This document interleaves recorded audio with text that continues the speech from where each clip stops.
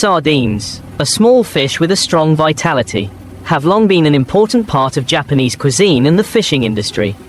Fishing grounds stretching from Hokkaido to Kyushu have witnessed for centuries the scene of schools of sardines migrating in dense black masses, covering the sea surface, creating bustling fishing seasons that every fisherman here looks forward to. Sardines are usually only about 10 to 15 centimeters long, with a slender body covered in shimmering silver scales. When the morning sunlight shines on the sea surface, millions of scales reflect, creating a shimmering strip of light like a moving silver river. These schools of fish move with the ocean currents, especially favoring the nutrient-rich waters brought down by the cold Oishio current from the north.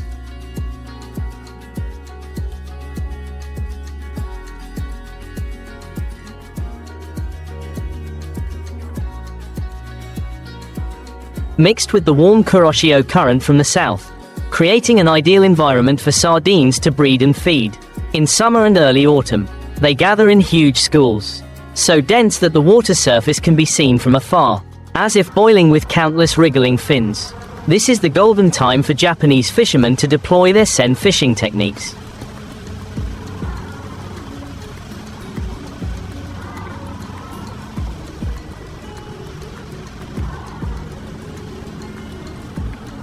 The giant fishing boats leave the port early in the morning, the engines roaring through the thin mist.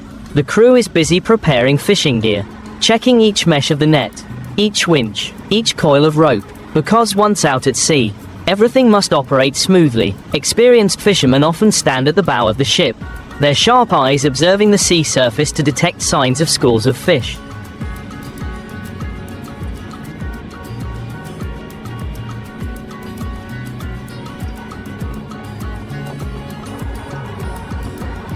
Sometimes an unusually rippling area of water, sometimes a flock of seabirds swooping down to peck furiously on the water surface, a clear sign that below is a school of sardines gathering anchovies or plankton into their mouths. When the target is discovered, the captain immediately gives the signal. The entire crew switches to a state of readiness. The main sen boat moves forward. At the same time, a small boat separates to pull a giant net. The net fabric is made of durable synthetic fibers. The mesh is large enough small to hold the sardines but still let water flow through. When the net gradually closes, the school of sardines inside begins to frantically find a way out.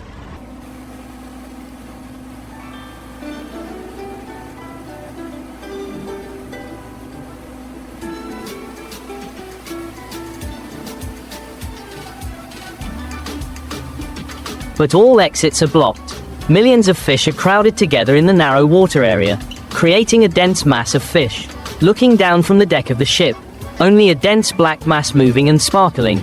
The sailors immediately activate the winch system and the lead ring at the bottom of the net to close the mouth of the net like a giant bag. From here the process of pulling the fish up begins. Hydraulic cranes lower the machine rack or large capacity suction pipe into the net. Batches of shiny silver fish are sucked up or scooped up, pouring into the holding compartment. The sound of fish hitting the steel wall echoes throughout the ship. The salty smell of the sea mixed with the characteristic fishy smell of sardines spreads throughout the space.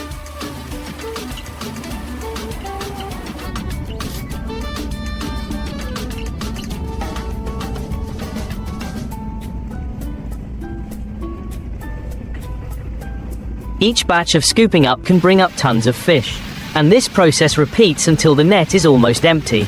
After being brought onto the ship, the fish are taken straight into the deep cold storage at sub-zero temperatures. Many modern ships use a refrigeration system using quick freezing seawater, RSW, refrigerated seawater, or instant freezing IQF, individual quick freezing, to keep the freshness almost intact.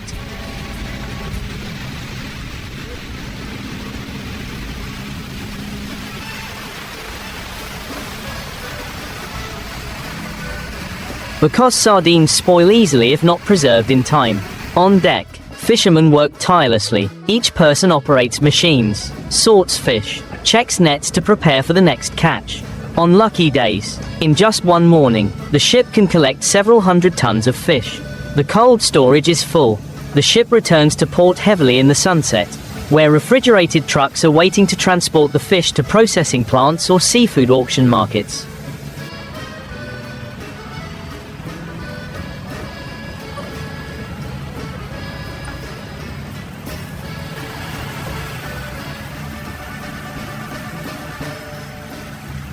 Sardines are then processed into many different products: fresh fish, salted fish, canned fish, dried fish, or used as raw materials to make food for farmed fish and poultry. In Japan, sardines are not only a nutritious food source with high omega-3 content, but also a part of cultural memory, associated with bountiful sea seasons, fish festivals in fishing villages, where people celebrate successful fishing seasons together, recounting arduous but also proud trips out to sea. The purse seine technique used by Japanese fishermen has undergone many generations of improvement.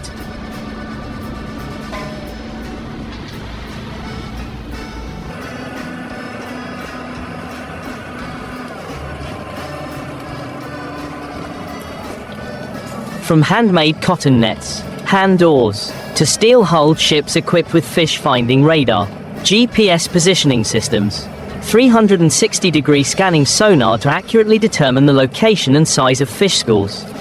Although more modern, the spirit and ingenuity of the fishermen are still the decisive factors for success.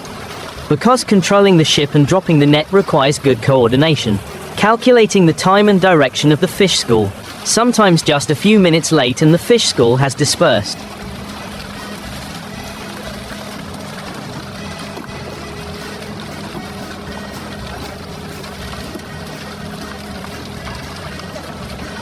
At sea, the weather is also a challenging factor.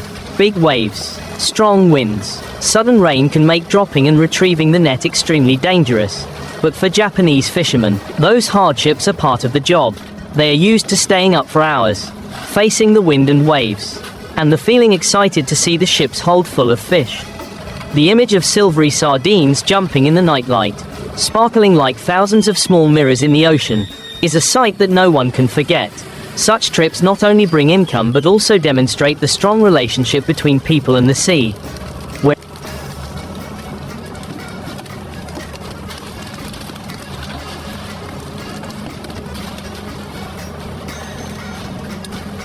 Where each sardine becomes a bridge between the labor of fishermen and the meals of millions of families across Japan and the world. Do you want me to continue writing to reach 15.00 words right now in one go? Or do you want me to develop more detailed descriptions of the process of finding fish, casting nets at night, preserving and auctioning sardines to make the article longer and more vivid? Understood. I will continue the story about sardines, but gradually move on to catching other fish such as mackerel, Japanese mackerel, mahi, and other types of mackerel, in a long,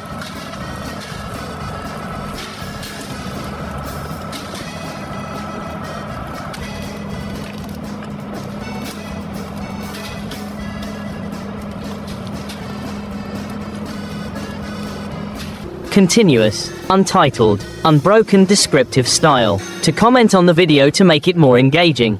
I will also describe similar or different fishing techniques with purse seine, as well as the working context and emotions of fishermen when hunting these fish species. Like sardines, mackerel is a seasonal migratory fish, living in large schools and appearing in many seas around Japan.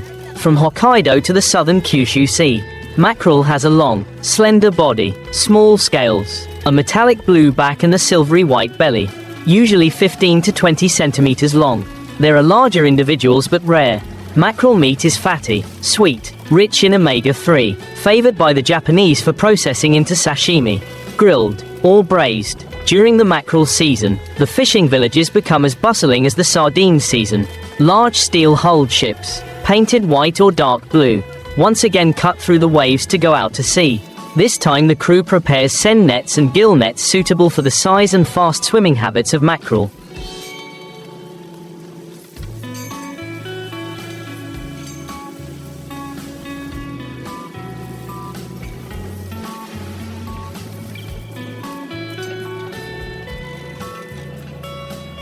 Unlike sardines that usually swim near the surface, mackerel can change depth quickly, moving according to the bait fish streams or the moonlight at night. Therefore, many mackerel fishing trips take place at night, when the sea is calm. There is only the sound of waves and the sound of the ship's engine. On the deck, the fishermen turn on the high-power, high-pressure lighting system. The bright blue-white light illuminates the entire sea, attracting plankton and small bait fish, pulling a school of mackerel to feed. When the sonar confirms that the school of fish is large enough,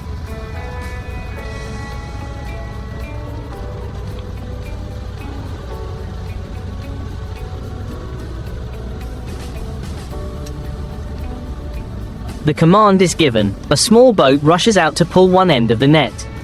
The giant net is released to cover the school of fish. Speed and accuracy are vital factors. Because mackerel are strong and react quickly. If there is a mistake, the school of fish will disperse. The fishermen coordinate smoothly. The winch operates continuously. The lead ring at the bottom of the net closes, turning the entire school of fish into a neat mass in the net.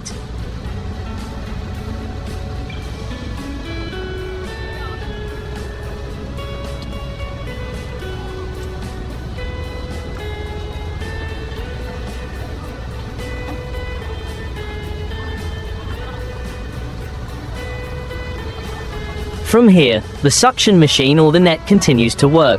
Waves of shiny silver blue fish pour onto the deck, mixed with the cheers of the fishermen when the first successful catch.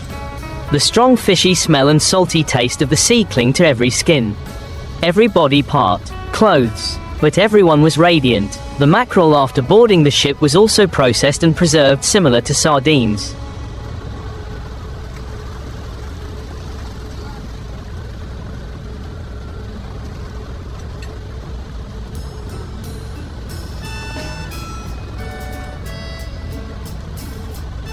Many modern ships use cold seawater tanks to circulate the fish alive until they reach the port, serving auctions and exports. During peak season, each ship can bring back hundreds of tons of mackerel. The fat, fresh fish, clear eyes, firm meat, the pride of the whole fishing village. In many areas, in addition to purse seine, fishermen also use floating or sinking trawls to catch mackerel. This method is suitable for small ships. Lower cost. They drop nets hundreds of meters long. Let them drift with the ocean current. When the mackerel swim in, the fins and gills get caught in the mesh of the net.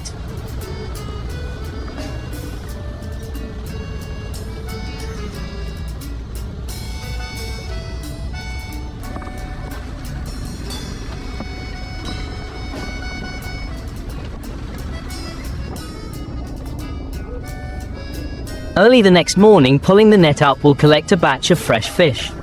Compared to industrial fishing, this method yields less but keeps the fish intact, serving high-end seafood markets. And then, when the mackerel season is over, Japanese fishing grounds switch to other fish species different. Sometimes herring, anchovies, sauri, all follow the endless cycle of the ocean. Each season a species, each trip a story, but the common point is still the image of resilient fishermen, living with the sea, understanding the sea and respecting the resources that the sea gives. The ships full of fish docking not only bring income but also bring joy.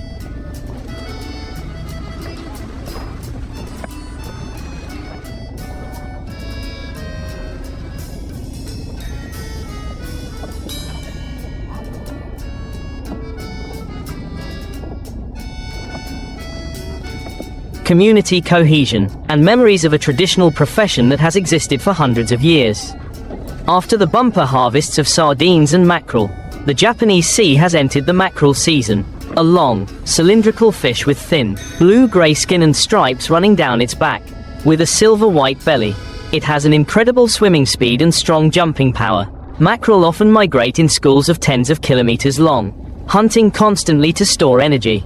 Mackerel meat is fatty and fragrant, especially in late autumn when they have accumulated enough fat before winter.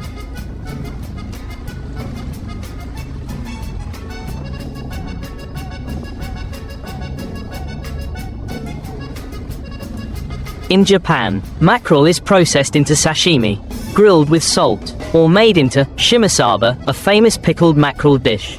To catch mackerel in large quantities, Japanese fishermen often use specialized purse seine boats or long trawl nets. Because mackerel swim fast and strong, the captain must carefully calculate the trajectory of the school of fish, combining sonar and fish detecting radar to determine the location. When the net is released, the sailors must work quickly to cover the entire school. When the mackerel is caught in the net, it often struggles very strongly, creating waves and rumbling sounds throughout the net compartment. The first mackerel pulled up is always a moment that excites the entire crew. Each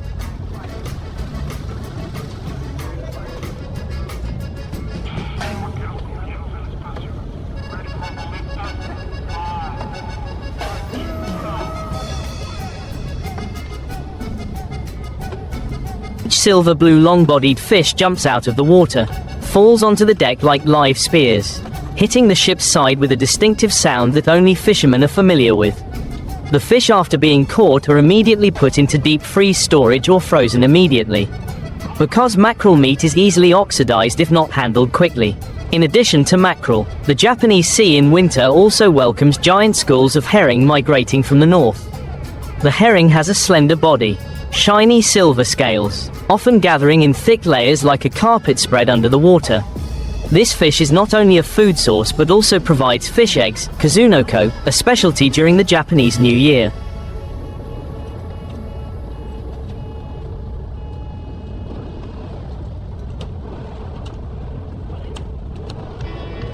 To catch herring, fishermen use both purse seine and dragnet, depending on the depth and density of the fish. When the net is pulled up, thousands of small herring splash in the water. The silvery shine of the scales reflects the night lights, creating a magical scene. The smell of fresh herring and the smell of seawater, the cold, blends together, evoking a feeling of both salty and familiarity. In early spring, when the sea warms up, anchovies begin to appear densely.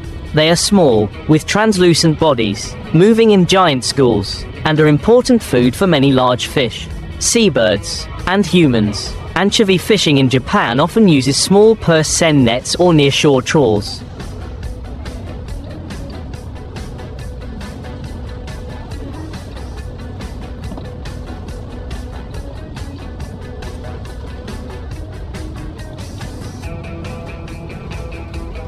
At night, fishermen turn on bright lights to lure the fish closer. With just one skillful turn of the net, tons of anchovies are brought onto the boat. Fresh anchovies are immediately processed into food or dried to make niboshi, an ingredient for making dashi broth. Then, in summer and early autumn, Japanese fishing grounds are bustling with tuna fishing trips. A large, strong, and economically valuable fish, especially bluefin tuna, each of which can weigh hundreds of kilograms. Catching tuna requires large ships, equipped with modern detectors, and long line or giant purse seine techniques. Sometimes it takes fishermen hours to catch tuna. Catching a giant tuna, when pulled onto the deck, its firm muscles still jerked strongly. Its deep black eyes shone with a wild look. The tuna, after being caught, was immediately processed and preserved extremely strictly to maintain the quality of the meat.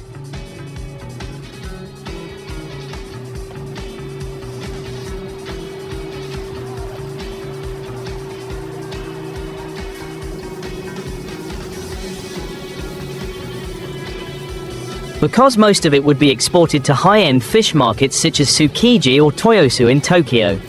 The image of ships loaded with tuna docking at the port, workers and traders bustling about, the sound of each other calling out, the rumbling of carts rolling, the fishy smell mixed with the smell of ice, all creating a harmony of the Japanese fishing industry. And so on, the cycle of the sea continues.